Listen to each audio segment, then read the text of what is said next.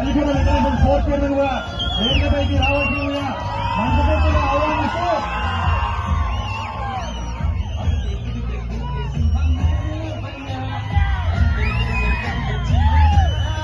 నాగర్ కర్నూలు నియోజకవర్గంలో ఉన్నటువంటి 5 మండల పార్టీ అధ్యక్షులు, అదేవిధంగా ఎంపీపీలు, జడ్పీటీసీలు వేదికపైకి, అదేవిధంగా పీఏసీ చైర్మన్లు అందరూ కూడా వేదికపైకి రావాల్సిందిగా మనస్ఫూర్తిగా ఆహ్వానిస్తున్నాం. దయచేసి ఎవరైతే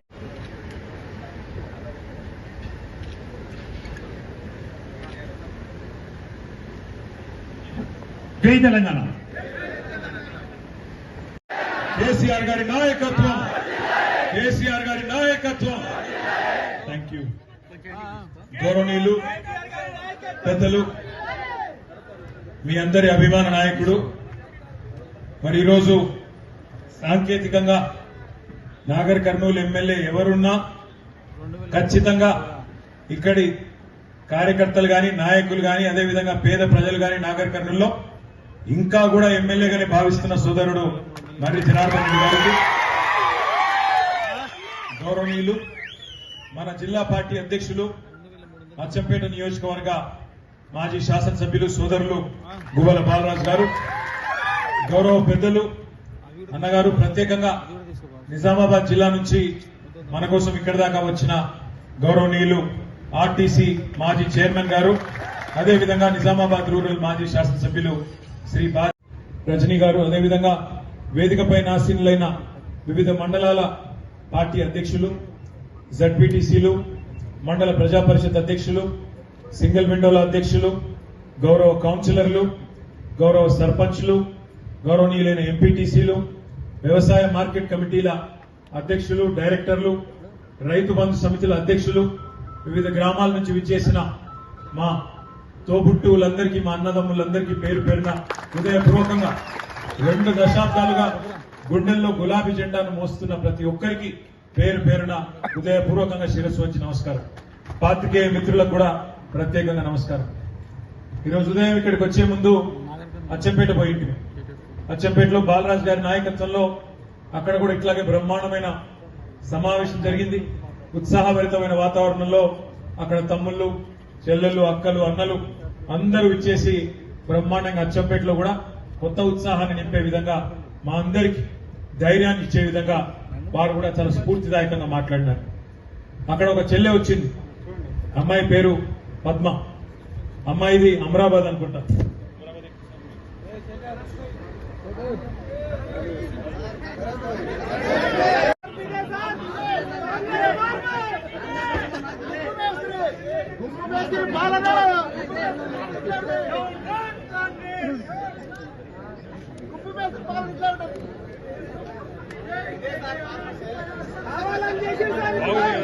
బాగుందా మార్కెట్?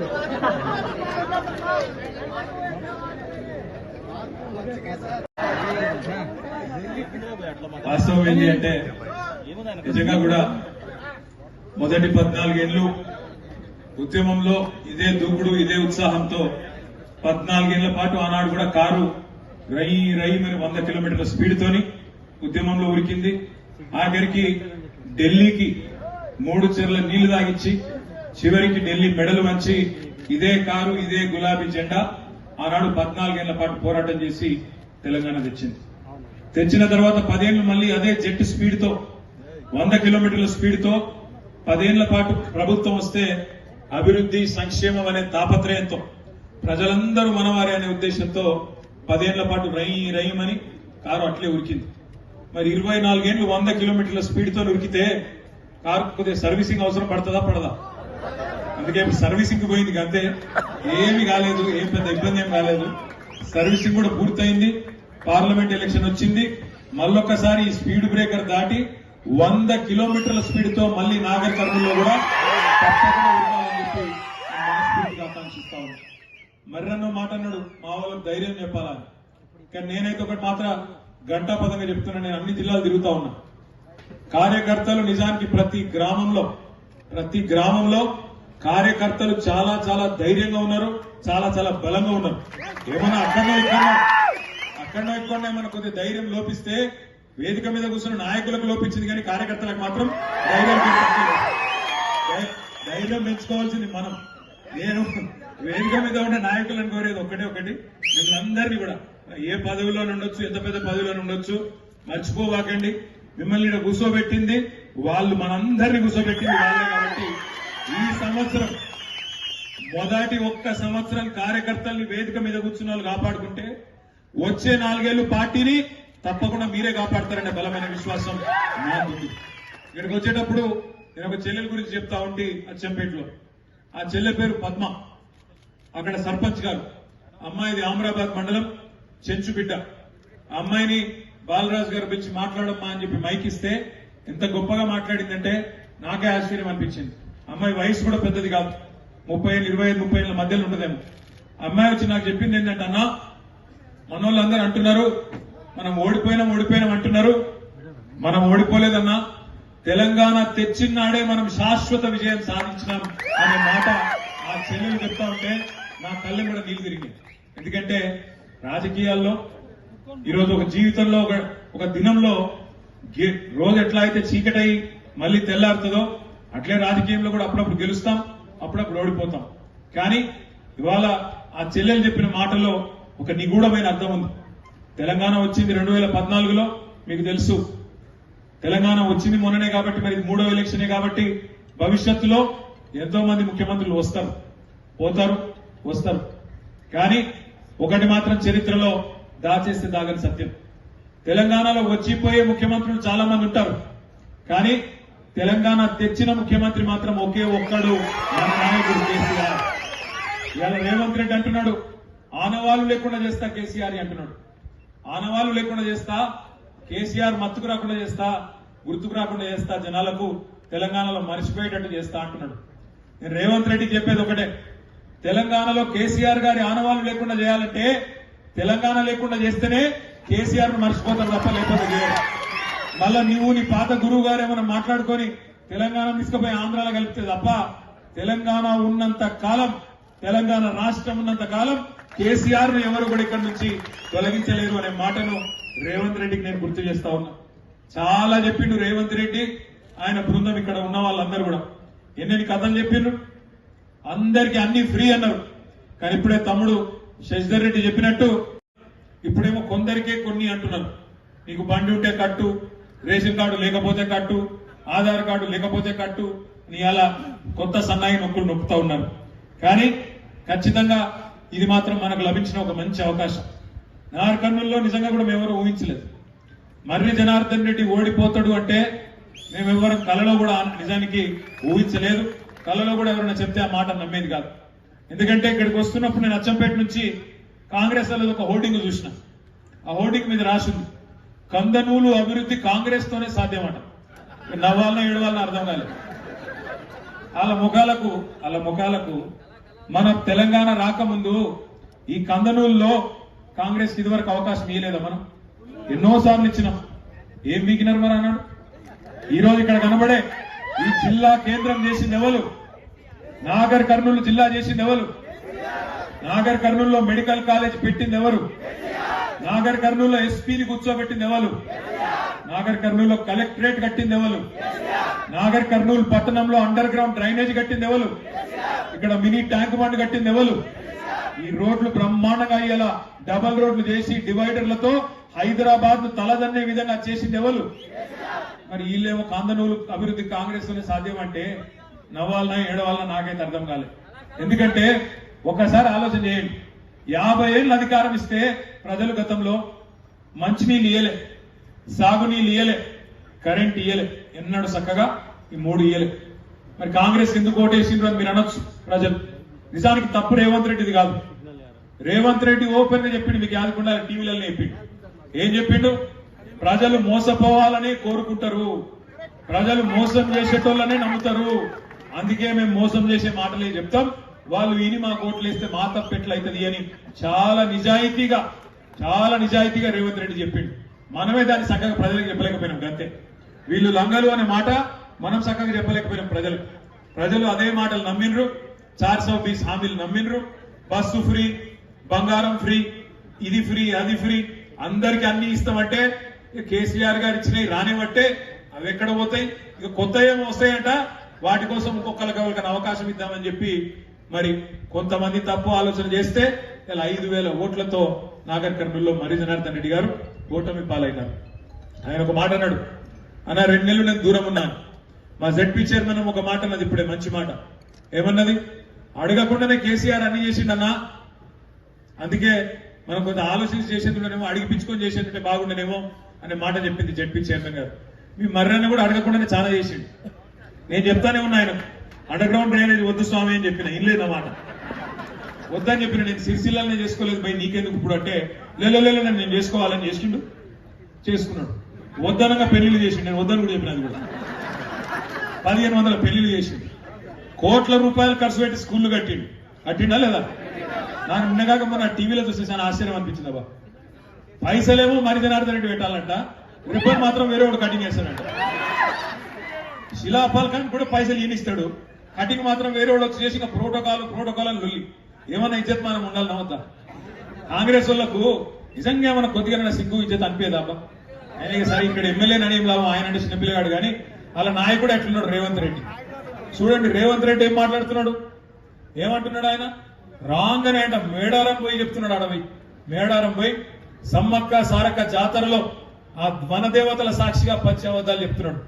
ఈ మొగోడు అంట రాగానే 25,000 ఉద్యోగాలు 30,000 ఉద్యోగాలు ఇచ్చేసిండంట.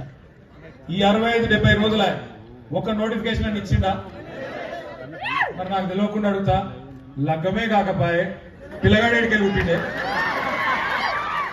అవన్నీ కేసీఆర్ గారు ఆనాడు ఉద్యోగ నోటిఫికేషన్లు ఇచ్చి ఉద్యోగాలన్నీ మొత్తం ప్రవేశ పరీక్షలు పూర్తయి మొత్తం అంతా అయిపోయినాక ఏదో న్యాయపరమైన చిక్కులు వచ్చి కోట్ల చిక్కులు వచ్చి ఆగితే అవి అంట ఇప్పుడు ఈ 20-25 రోజులలో ఈ మొగోడు వచ్చి నింపిండంట. వాటికి మళ్ళీ ఈయన ఎల్బీ స్టేడియంలో మీటింగులు, అలా పెద్ద పెద్ద ఉపన్యాసాలు.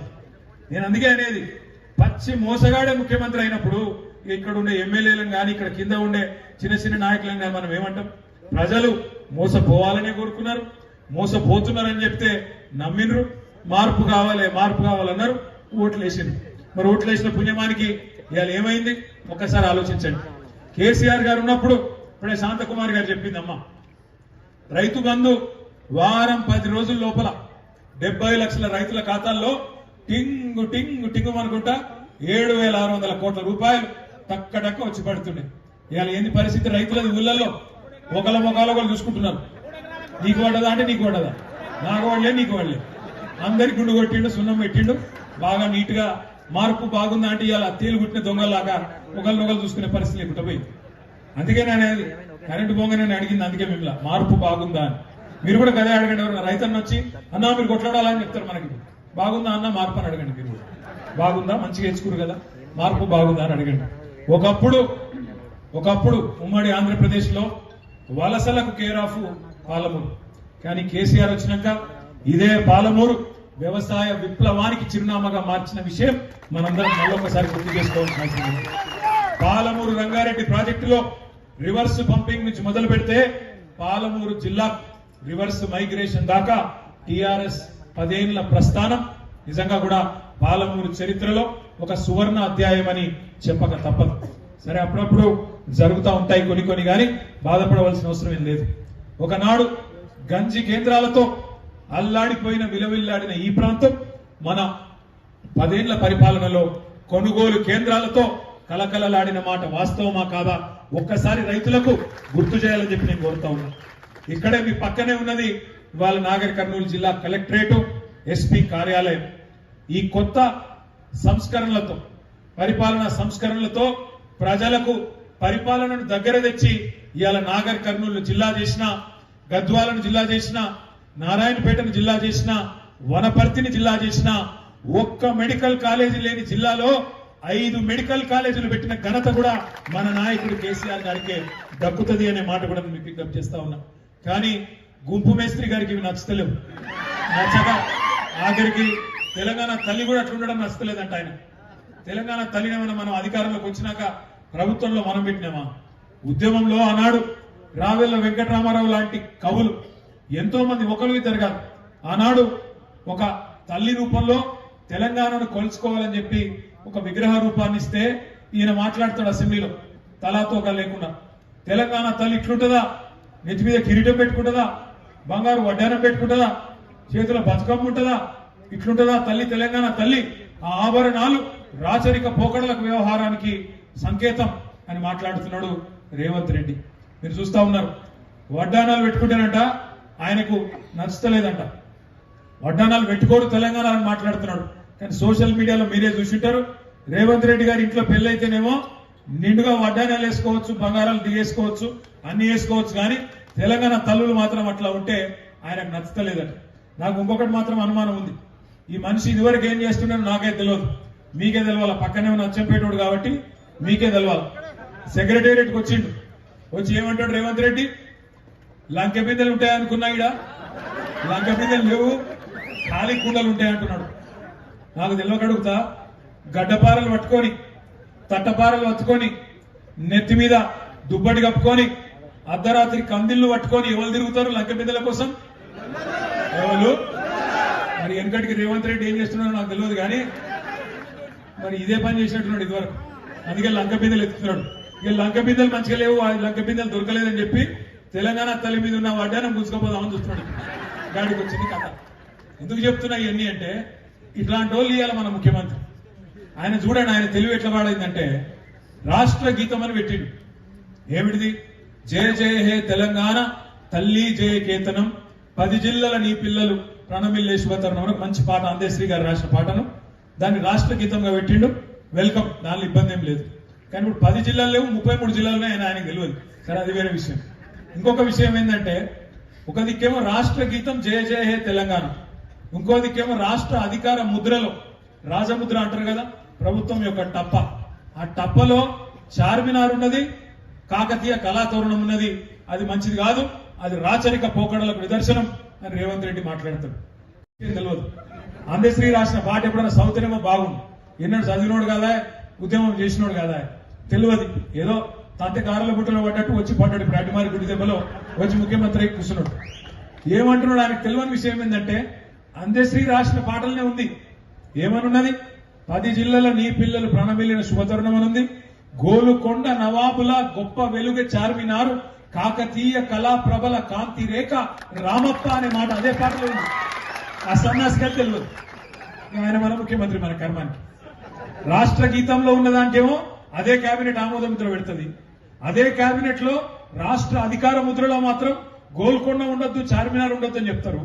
ఆ 12 మంది కూర్చున్నారు పాపం మంత్రులు, ఒక్కలకు తెలియదు. అధికార గీతంలో ఏముందో తెలియదు, రాజముద్రలో ఏముందో తెలియదు. ఒక కిషోర్ డోళ్ళు ఇవాళ తెలంగాణ నడుపుతాం, ఉద్ధరిస్తాం అని చెప్పి ముంగడికి వచ్చి మాట్లాడుతా ఉన్నారు. కానీ ఒకటి మాత్రం వాస్తవం, ఇవాళ ఇక్కడనే కాదు కరెంటు పోయేది, ఊరూరికి కరెంటు పోతున్నది. ఆఖరికి మా అసెంబ్లీలో కూడా కరెంటు పోతున్నది. అందుకే అసెంబ్లీలో కూడా జనరేటర్ పెట్టుకున్నాం. రేవంత్ రెడ్డి రాగానే కరెంటు వాళ్ళకు డౌట్ వచ్చింది, ఈయనతోని కాదు, ఈయన కేసీఆర్ కాదు కాబట్టి ఈయన వల్ల కాదు అని చెప్పి అసెంబ్లీలో కూడా స్పీకర్ గారికి అనుమానం వచ్చి జనరేటర్లు అన్ని తెచ్చి అసెంబ్లీ సమావేశాలప్పుడు కరెంటు పోతే ఇజ్జత్ పోతుంది కాబట్టి జనరేటర్లు తెచ్చి అక్కడ పెట్టుకునే దుస్థితి వచ్చింది. మీరు మన నల్గొండ జిల్లాలో గౌరవ పెద్దలు మన పార్టీ అధ్యక్షులు కేసీఆర్ గారి బహిరంగ సభకు మీరందరూ సర్ది కట్టుకుని వచ్చినారని చెప్పి మర్యాన్ని ఇప్పుడే చెప్తా ఉండే. మీ ఉద్యమ స్ఫూర్తికి హృదయపూర్వకంగా నా ధన్యవాదాలు మీకు తెలియజేస్తాను. కానీ నల్లగొండలో జరిగిన సమావేశం అది కేవలం ఒక రాజకీయ సమావేశం కాదు, అది మన బతుకు తెరువు పోరాటానికి సంబంధించి ముఖ్యంగా మీ పాలమూరు జిల్లా, అదేవిధంగా పక్కనే ఉన్న నల్గొండ జిల్లా, హైదరాబాద్ జిల్లా, రంగారెడ్డి జిల్లా, సగం ఖమ్మం జిల్లాకు సంబంధించిన రైతాంగానికి సంబంధించి ప్రజలకు సంబంధించిన బతుకు తెరువు సమస్య. వాళ్ళొక్క మాట దయచేసి జాగ్రత్తగా వినాల. పేరుకేమో పాలమూరు బిడ్డను, మహబూబ్ నగర్ బిడ్డను అని చెప్పుకొని 12 సీట్లు గెలిచి ముఖ్యమంత్రి అయిండు రేవంత్ రెడ్డి. కానీ గెలిచిన నెల రోజుల లోపల కేసీఆర్ గారు 10 ఏళ్లలో ధైర్యంగా కేంద్ర ప్రభుత్వాన్ని ఎదిరించి నరేంద్ర మోడీ ప్రభుత్వం మెడ మీద కత్తి పెట్టినా కేసీఆర్ గారు ఒప్పుకోలేదు. కానీ ఈ నాయకుడు, ఈయన మాత్రం, ఈ ముఖ్యమంత్రి మాత్రం పోయిండు. ఆయన సంతకం పెట్టి వచ్చింది. కృష్ణా జలాల మీద మన తెలంగాణకుండే అధికారాలు జూరాల ప్రాజెక్టు మీద గాని, శ్రీశైలం మీద గాని, సాగర్ మీద గాని మనకుండే అధికారాన్ని మొత్తం కేఆర్ఎంబి ప్రాజెక్టుకు అంటే కేంద్ర ప్రభుత్వానికి దారాదత్తం చేసి మన జుట్టు ఢిల్లీ చేతిలో పెట్టి వచ్చిన దగుల్బాజీ ముఖ్యమంత్రి రేవంత్ రెడ్డి అనే మాట ఈ సందర్భంగా నేను మీకు విజ్ఞప్తి చేస్తా ఉన్నాను. నేను దగుల్బాజీ అని బాధతో అంటున్నా, ఏది కోపంతోనో ఏదో ద్వేషంతో అంటలేను. ఎందుకంటే ఆయన కేసీఆర్ ను ఏమేమన్నాడో మీరు చూసినారు. అంతకంటే మంచి భాష నాకు కూడా వచ్చు. కానీ ఓపిక పడదాం. శ్రీకృష్ణుడు కూడా 100 రోజులు 100 పాపాలు చేసేదాకా శిశుపాలుడు ఓపిక పట్టిండు. మనం కూడా 100 రోజులు ఓపిక పడదాం. చూద్దాం. ఈ రోజు కాకపోతే తెలంగాణ రైతాంగాన్ని జాగృతం చేయాలి, చైతన్యవంతులు చేయాలి. ఏ కృష్ణా జలాలైతే ఉమ్మడి పాలమూరు జిల్లాకు ప్రాణవాయువో, ఏ కృష్ణా జలాల మీదనైతే మనం పాలమూరు రంగారెడ్డి ఎత్తిపోతల పథకాన్ని కట్టుకున్నామో ఆ కృష్ణా జలాలను ఇవాళ నరేంద్ర మోడీ ప్రభుత్వానికి తాకట్టు పెట్టడం అంటే, ఢిల్లీ చేతిలో మన జుట్టు పెట్టడం అంటే, రేపటి రోజున జూరాలలో 1 మెగావాట్ కరెంట్ ఉత్పత్తి చేయడానికి వీల్లేదు. శ్రీశైలంలో కరెంట్ ఉత్పత్తి చేయడానికి వీలు లేదు. అక్కడి నుంచి ఒక సుక్క నీరు తీసుకోవాలంటే వాళ్ళ పర్మిషన్ కావాలా, ఉత్తరం రాయాలి. అసెంబ్లీలోనేమో బుకాయిస్తాడు రేవంత్ రెడ్డి, మేము ఇయ్యలేదు, మేమెక్కడిచ్చినాం, ఇయ్యలేదు, అసెంబ్లీలో బుకాయిస్తాడు. కానీ నిన్న రేవంత్ రెడ్డి గారి అధికారిక ప్రకటన చూడండి, పేపర్లలో చూడండి. ఆయనే చెప్పిండు నిన్న, ఎండాకాలం వస్తున్నది, కేఆర్ఎంబికి ఉత్తరం రాయండి, మంచినీళ్లు విడుదల చేయమని చెప్పి కేఆర్ఎంబికి ఉత్తరం రాయండి అని చెప్పి చీఫ్ సెక్రటరీకి, ఇరిగేషన్ అధికారులకు ముఖ్యమంత్రి ఆదేశం ఇచ్చిండు అని చెప్పి పేపర్లలో వచ్చింది. నువ్వు అప్పచెప్పిన మాట అబద్ధమైతే, నువ్వు అప్పచెప్పిన మాట వాస్తవం కాకపోతే ఇవాళ కేఆర్ఎంబికి ఉత్తరం రాసి నీళ్లు అడుక్కునే దుస్థితి ఎందుకు వచ్చింది చెప్పు రేవంత్ రెడ్డి, పాలమూరు ప్రజలకు చెప్పి డిమాండ్ చేస్తా ఉన్నాం. అంటే అయితే అసెంబ్లీలో అబద్ధం చెప్పినావు, లేదా నిన్న వచ్చిన నీ పత్రికా ప్రకటన అన్న అబద్ధం, ఈ రెండిట్లో ఏది నిజం ఏది అబద్ధం చెప్పాలా రేవంత్ రెడ్డి అని చెప్పి కూడా నేను అడుగుతా ఉన్నా. ఇంకొక మాట కూడా దయచేసి మిమ్మల్ని ఆలోచించమని కోరేది. అసెంబ్లీలో అబద్ధాలు చెప్పడం నేరం, పాలమూరు రైతుల కడుపు కొట్టడం ఇంకా ఘోరం. మరి ఈ రెండిటి పాపాన్ని కూడా వచ్చిన 2.5 నెలల్లోనే నెత్తిన పెట్టుకున్నాడు రేవంత్ రెడ్డి, కాంగ్రెస్ ప్రభుత్వం. ఇవాళ పాలమూరు రైతాంగం మెడ మీద కేఆర్ఎంబి అనే ఒక ఖడ్గం వేలాడుతున్నది. ఇదేదో చిన్న ఆషామాషి విషయం కాదు, రాజకీయాలకు సంబంధించిన విషయం కాదు. 10 ఏళ్లు కేసీఆర్ గారు ఎన్ని ఒత్తిళ్లు వచ్చినా, ఇదే నరేంద్ర మోడీ ప్రభుత్వం ఎంత ఇబ్బంది పెట్టినా లొంగలేదు. మనం ఇయ్యమని చెప్పి దబాయించి కూర్చున్నాం. కానీ ఇవాళ ప్రాజెక్టుల అవుట్లెట్లను కేఆర్ఎంబికి అప్పగించిన కాంగ్రెస్ ను తప్పకుండా నాగర్ కర్నూల్లో, మహబూబ్ నగర్ లో గెట్ అవుట్ అనే విధంగా మీ తీర్పు ఉండాలని చెప్పి కూడా నేను హృదయపూర్వకంగా మీ అందరినీ కూడా నేను కోరుతా ఉంటే, చాలా గందరగోళంగా అగమ్య గోచరంగా ఉన్నది. ఇక్కడ అధికారంలోకి ఏదో అనుకోకుండా వచ్చి పడ్డారు అడ్డిమారి గుడి దెబ్బలో, కానీ దేశవ్యాప్తంగా మాత్రం పరిస్థితి బాగలేదు. మొన్న మనకి ఇక్కడ వచ్చిన 39 సీట్లు దేశవ్యాప్తంగా కాంగ్రెస్ పార్టీకి ఈరోజు పార్లమెంట్ లో ఆ 39 సీట్లు కూడా వచ్చేటట్టు లేవు. 543 ఉండే లోక్సభలో ఆ 39 దేశం మొత్తంలో కూడా వచ్చేటట్టు లేవు. అందుకే కాంగ్రెస్ పార్టీకి ఓటు వేయడం అంటే పార్లమెంట్ లో ఆ ఓటును అనవసరంగా ఖరాబు చేసుకోవడం తప్ప ఇంకోటి కానే కాదు. కాంగ్రెస్ పార్టీ నాయకులు ఎంపీలుగా ఉన్న రేవంత్ రెడ్డి గాని, ఉత్తమ్ కుమార్ రెడ్డి గాని, కోమటిరెడ్డి వెంకటరెడ్డి గాని ఏనాడు తెలంగాణ కోసం ఒక్కరోజు ఒక్క మాట మాట్లాడింది లేదు. ఎప్పుడు చూసినా కేసీఆర్ ను బద్నాం చేయాలి, తెలంగాణను అప్రతిష్ట పాలు చేయాలనే ఒక చిల్లర ప్రయత్నం తప్ప ఎన్నడూ ఏ ఒక్కరోజు కూడా ఒక్క మంచి మాట మాట్లాడిన పరిస్థితి కూడా లేదు. అందుకే పార్లమెంట్ లో రేపటి రోజున ఢిల్లీలో మళ్ళీ నరేంద్ర మోడీ వచ్చినా, ఇంకొకరు వచ్చినా, ఎవరు వచ్చినా గల్లా బట్టి అడగాలంటే ఈ గులాబీ జెండాకే ధైర్యం ఉంటుంది తప్ప ఇంకోరికి ఆ ధైర్యం ఉండదు. బీజేపీ ఓడైనా కాంగ్రెస్ ఓడైనా డూడు బసవన్నల మాదిరిగా ఢిల్లీ పెద్దల దర్బారులో గులాములుగా ఉంటారు తప్ప వాళ్ళ వల్ల ఊదుగాలది, తీరి లేవదు. అందుకే నేను మిమ్మల్ని ప్రార్థించేది, కోరేది, ఢిల్లీలో గులాబీ జెండా ఉంటేనే మన ప్రయోజనాలకు శ్రీరామ రక్ష.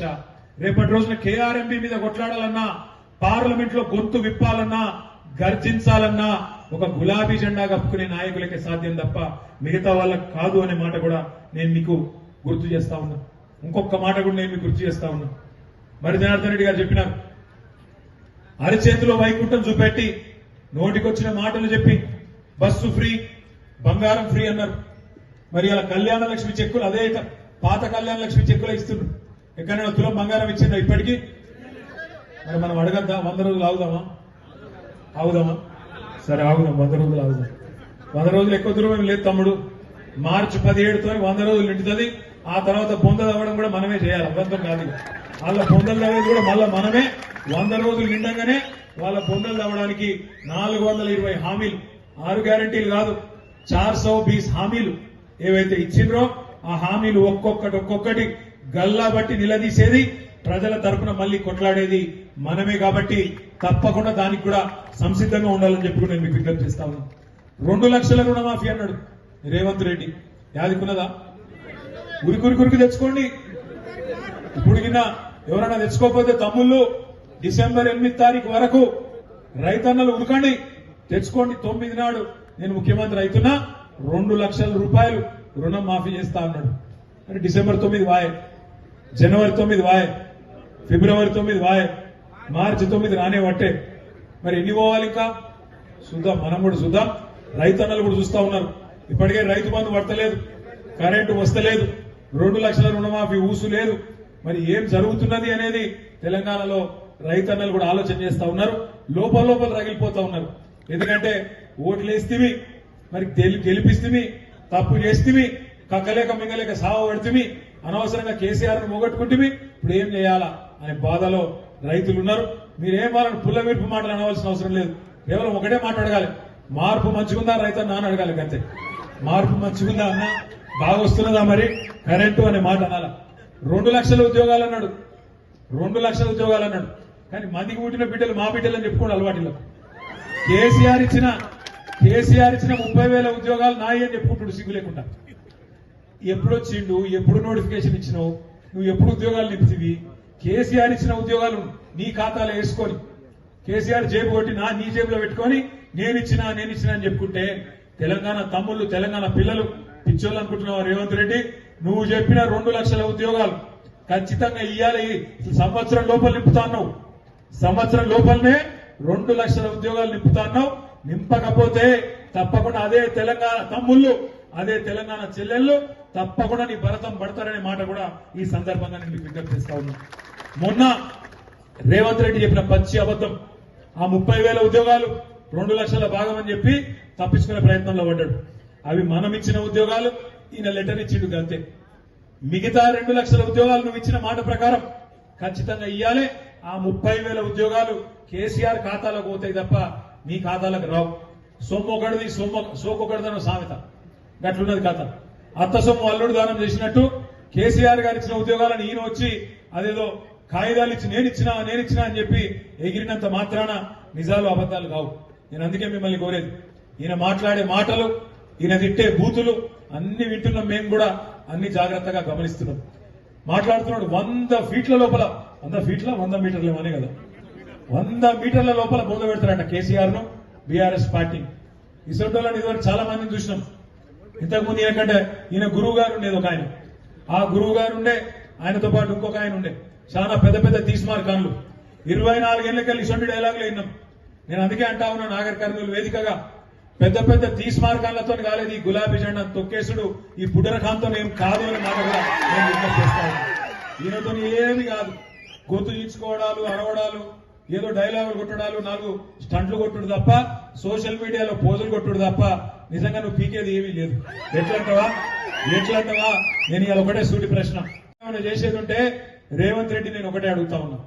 ఎల్లుండి ప్రియాంక గాంధీ వస్తుందట, 26కో 27కో ప్రియాంక గాంధీ వస్తుందంట.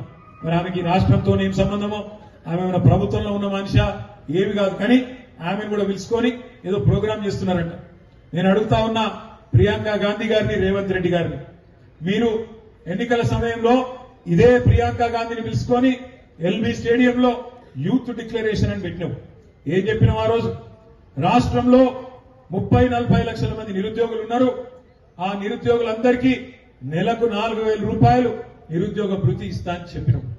కానీ స్కూటీలు ఇస్తాడు, ఇక చాలా ఇస్తాడు. స్కూటీలు అన్నాడు, నిరుద్యోగ భృతి అన్నాడు, ఇక చాలా అన్నాడు. నెలకు 4,000 అన్నావు. మరి మీ మంత్రి గారు, మీ ఆర్థిక మంత్రి, మొన్న అసెంబ్లీలో మేము అడిగినాం, ఏమన్నా ఎప్పటి నుంచి ఇస్తున్నావు? మరి బడ్జెట్లోనేమో పెట్టలేదు, నిరుద్యోగ భృతికి పైసలు ఎప్పటి నుంచి ఇస్తామని అడిగితే మేము ఎక్కడ చెప్పినాం? మేము చెప్పలేదు. మేము ఉద్యోగాలు ఇస్తామని చెప్పినాం, నిరుద్యోగ భృతి ఇస్తామని చెప్పలేదు అని చెప్పి బట్టి విక్రమార్క గారు చెప్తా ఉన్నారు. నేను ప్రియాంక గాంధీని, రేవంత్ రెడ్డిని అడుగుతున్నా, ఎల్లుండి ప్రియాంక గాంధీ ఇక్కడికి వస్తున్న నాడు ప్రజలకు, ముఖ్యంగా తెలంగాణ యువతకు సమాధానం చెప్పాలి. మీరిచ్చిన యూత్ డిక్లరేషన్ అది జూటా మాటనా, వట్టి బూటకమా, లేదా అందులో నిజంగా దానికి కట్టుబడి ఉన్నారా లేదా 4,000 రూపాయలు ఇచ్చేదానికి కట్టుబడి ఉన్నారా లేదా తెలంగాణ యువతను మోసం చేస్తున్నారా ఎల్లుండి చెప్పాలని చెప్పి కూడా నేను డిమాండ్ చేస్తా ఉన్నా. ఎందుకంటే మీరిచ్చిన 420 హామీలు తప్పకుండా 100 రోజులు నిండిన తర్వాత ఇంటింటికి ఆ పుస్తకాన్ని తీసుకొని పోతాము. ఇంటింటికి మీ మోసాలను తప్పకుండా చెప్తాం. బయట దేశాలకు పోయి దావోస్ కు పోయి స్విట్జర్లాండ్ కు పోయి పచ్చి అబద్ధాలు చెప్తున్నాడు ముఖ్యమంత్రి. అక్కడ చెప్తాడు నేను తెలంగాణ ముఖ్యమంత్రి అయినా రైతు భరోసా చాలు చేసినా షురు అయిపోయింది రైతు భరోసా అన్నాడు. చాలు అయిందా రైతు భరోసా? ఒక ముఖ్యమంత్రి పచ్చి అబద్ధాలు చెప్పొచ్చునా? ఇప్పటిదాకా కేసీఆర్ పెట్టిన రైతు బంధుకే మొత్తం ఇచ్చే ముఖం లేదు నీకు. నువ్వట రైతు భరోసా చాలు చేసినావని చెప్పి అంతర్జాతీయ వేదికల్లో ఆంగ్లంలో అబద్ధాలు చెప్తే అవి నిజాలు అయిపోతాయా? ఇట్లా ఇన్ని పచ్చి అబద్ధాలు ఆడే వ్యక్తి ఇవాళ మన ముఖ్యమంత్రిగా ఉన్న మాట మనం గుర్తుపెట్టుకొని ప్రజలకు కూడా గుర్తు చేయవలసిన బాధ్యత మన మీదనే ఉన్నది. నిరుద్యోగుల విషయంలో అడుగుదాం. అదే విధంగా ఒక మాట అన్నారు, అందరికీ అన్ని ఇస్తామన్నారు. ప్రతి ఆడబిడ్డకు ఎన్ని డైలాగులు కొట్టినాడు. కోడలు పిల్ల ఉంటే నెలకు 2,500, ఇంట్లో అత్తమ్మ ఉంటే 4,000, ఇంట్లో ఆ అత్తమ్మకు భర్త ఉంటే ఒక పెద్ద మనిషి ఉంటే ఆయనకు కూడా 4,000. కేసీఆర్ ఒక్కరికే ఇస్తాడు పెన్షన్, ఆసరా పెన్షన్.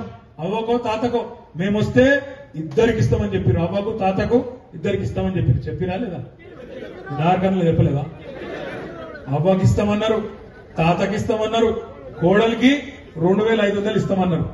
మరి రాష్ట్ర వ్యాప్తంగా ఉండే 18 ఏళ్లు నిండిన ఆడబిడ్డలు నిన్ననే ఓటర్ లిస్ట్ వచ్చింది. 1,67,00,000 మంది ఆడబిడ్డలు ఎదురు చూస్తున్నారు.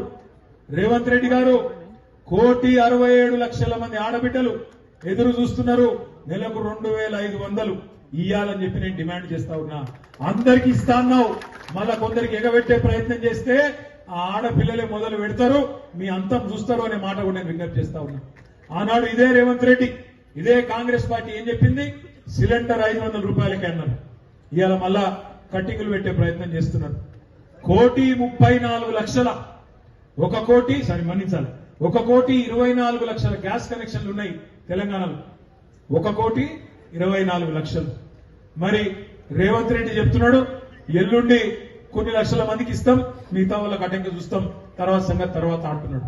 అంటే పార్లమెంట్ ఎన్నికల కోసం ఒక కొత్త డ్రామాకు తెరలేపి గ్యాస్ కనెక్షన్లకు తప్పకుండా మీరు చెప్పిన మాట ప్రకారం 500 రూపాయలకే సిలిండర్ ఇవ్వాలి, ఇవ్వకపోతే ఉద్యమం తప్పదు అనే మాట కూడా నేను మీకు ఈ సందర్భంగా విజ్ఞప్తి చేస్తాను. 1,34,50,000 మీటర్లు ఉన్నాయి, కరెంటు మీటర్లు. అందులో 1,05,00,000 మీటర్లు 200 యూనిట్ల కంటే తక్కువ వాడుతున్నారు. మరి 1,05,00,000 మీటర్లకు 200 యూనిట్లు ఫ్రీ ఇవ్వాలి. మీరు ఇచ్చిన మాట ప్రకారం మాట తప్పొద్దు అనే మాట నేను విజ్ఞప్తి చేస్తున్నాను. తెల్ల కార్డులు ఉన్న వాళ్ళకే అని కొత్త కథ. మీరే చెప్తారు కదా తెల్ల కార్డులు ఇస్తాం, రాగానే ఇస్తాం, లక్షల మందికి ఇస్తాం అని మీరే చెప్తారు. మళ్ళీ ఇలా తెల్ల కార్డులు ఉన్న వాళ్ళకే తప్పించుకుంటే ప్రజలు ఊరుకోరు అనే మాట కూడా నేను మీకు విజ్ఞప్తి చేస్తా ఉన్నా. ఇంకొక మాట కూడా నేను మీకు విజ్ఞప్తి చేస్తా ఉన్నా. తెలంగాణలో మనం ఎన్నడూ అనుకోలే ఇట్లాంటి కొన్ని దృశ్యాలు చూస్తామని. గ్యారెంటీలు పూర్తి చేసినప్పుడు 2 గ్యారెంటీలు అయిపోయినాయి అంటున్నారు. ఏంటి ఆ 2 గ్యారెంటీలు అంటే? ఒకటేమో ఫ్రీ బస్ అన్నారు మహాలక్ష్మి, ఇంకోటేమో ఆరోగ్యశ్రీ పెంచినామన్నారు. ఆరోగ్యశ్రీ వీళ్ళు పెంచిందేం లేదు, మనమే నిజానికి సంవత్సరం కిందటనే 15 లక్షల రూపాయలకు మనమే పెంచినాం. దాని వల్ల వాళ్ళు కొత్తగా చేసినట్టు పోజులు కొడుతున్నారు. ఇక ఫ్రీ బస్సు సంగతి నాకంటే బాగా మీకే తెలుసు. ఎన్నడూ చూడని దృశ్యాలు, కళలో కూడా అనుకోని దృశ్యాలు చూస్తున్నాం మనం. ఆ లేడీస్ ఎక్కుతున్నారు ఆ బస్సులలో, ఆ బస్సు డ్రైవర్ సీట్లకి ఎక్కుతున్నారు, కిటికీలకి లోపల పోతున్నారు, లోపల జుట్లు పట్టుకొని కొట్టుకుంటున్నారు, చెప్పులు తీసుకొని కొట్టుకుంటున్నారు, బూతులు తిట్టుకుంటున్నారు. కళలో కూడా ఎన్నడూ అనుకోలేదు ఇట్లాంటి దృశ్యాలు మన తెలంగాణలో చూస్తామని. రేవంత్ రెడ్డి గారికి అందుకే నేను విజ్ఞప్తి చేస్తా ఉన్నా, ఆదరా బాదరాగా ఆలోచన లేకుండా ఆగమాగం చేస్తామంటే ఊరుకోము, తప్పకుండా వెంటాడుతాం. నీ 420 హామీలు ఏవైతున్నాయో ఒక్కటి కూడా మిస్ అయినా ప్రజల పక్షాన ప్రధాన ప్రతిపక్షంగా వదిలిపెట్టము. 1,67,00,000 మంది ఆడబిడ్డలకు మహాలక్ష్మి పథకంలో 2,500 ఇవ్వాల్సిందే. అవ్వకు తాతకు